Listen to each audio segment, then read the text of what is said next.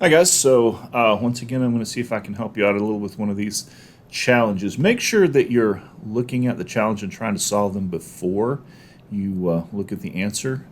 I'm not going to do all of them, I'm just going to do a couple of them, but it's important that you figure these out, and more importantly that you learn the kind of skills and what skills go with what problems and how the problems look, because a lot of these problems are similar, like the one we're fixing to look at right now. There are lots of problems of this type out there. So we're going to go ahead and look at one of these and see if we can figure out how to do this. This is, once again, this is a very simple one. This would be considered an easy one. And it's really easy when you look at the way the problem is stated.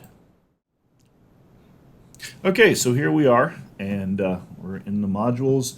With the introduction of the World Wide Web, exploitation reached an all-time high. As you can tell, this is another web exploitation problem.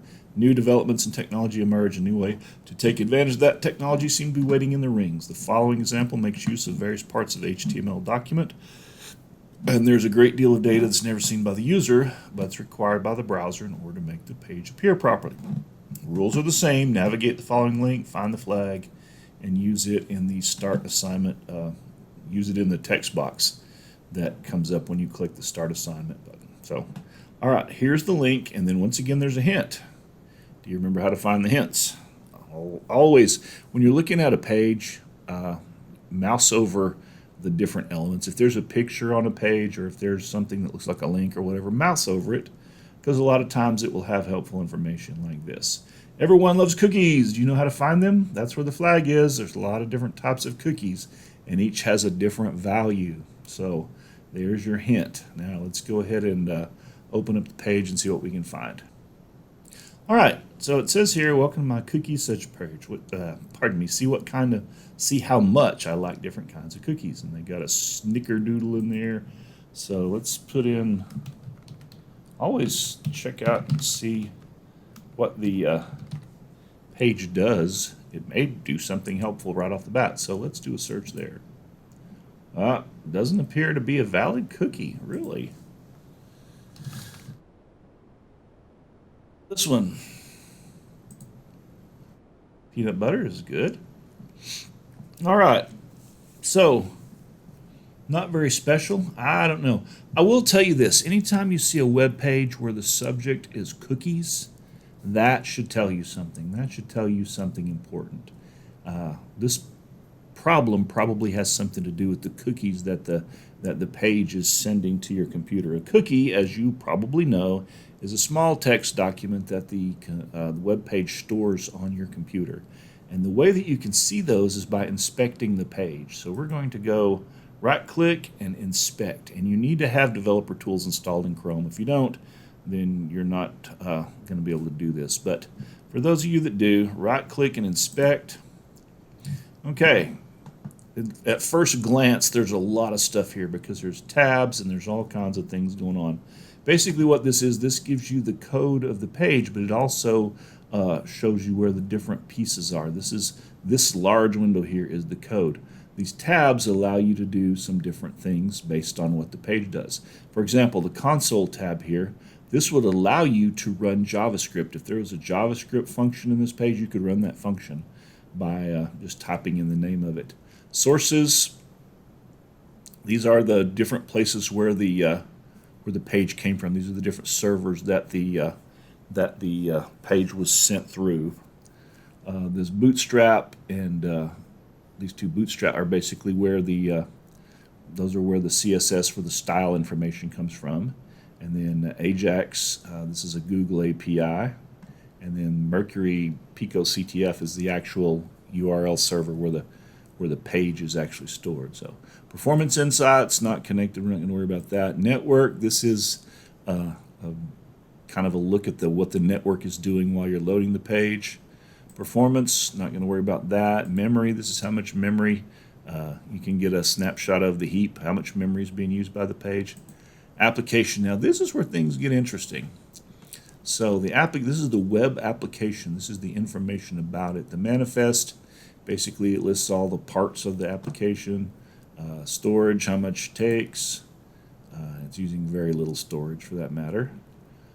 Local storage, this is what's being used on your machine. Session storage, these are different pieces. But what we care about here is cookies. The cookies are information that the server has stored on your computer. And this particular one right here is the one we care about. When we click on that, we see some things appear. The name of the cookie is just name. The value is 5. The domain, this is where the cookie came from. This is Mercury PicoNet. The path, this is where the cookie was originally stored, and it's stored in the root. Expiration, it's a session cookie, which means when I close this browser window, when I close it completely, not just the tab, but the browser window, that this cookie will be deleted. 5 bytes is how big the cookie is, and there's just different information here. What we care about, if you'll recall from our original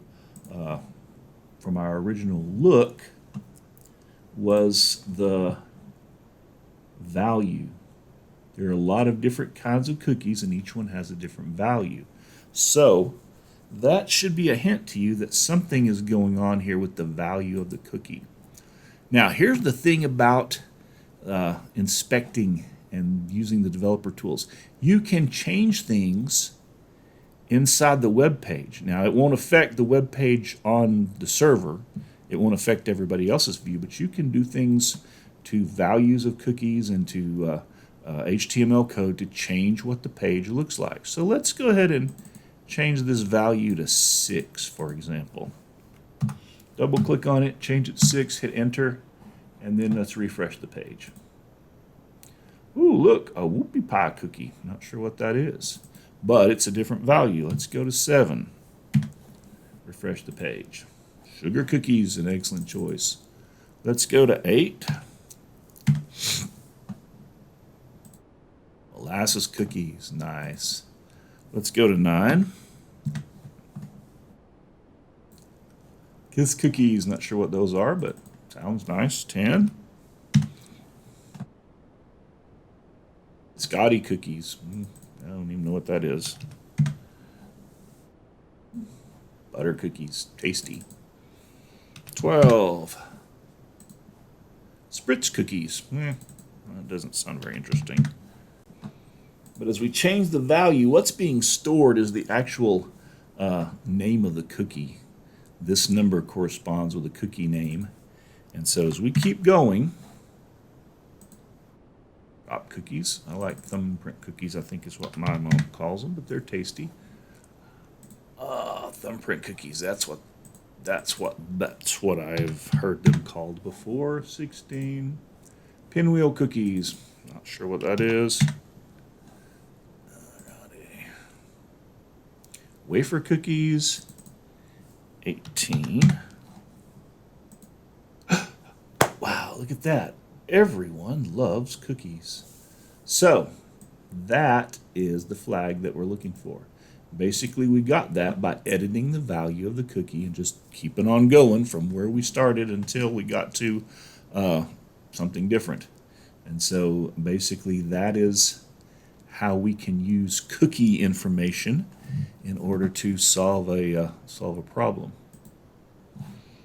Let's go ahead, and now what you do, of course, if this were student view and it was published, then you would go ahead and click on the Start Assignment button up here. A text box would show up. You paste that cookie into the text box, hit Submit, and you would get 100 for this assignment. All right, so that is the key to the Module 13 Cookies puzzle. Basically, we just used developer tools. We inspected the page. We found a cookie, and obviously, since there were so many hints about cookies, that clued us into the fact that we needed to figure something out with the cookies. The way that you can edit those, just change the values, and based on the different values, we found eventually that we got the flag. So that is one way. I can promise you'll see quite a few cookie puzzles. They are a common type of puzzle in Capture the Flag. So go ahead and read up a little bit on cookies.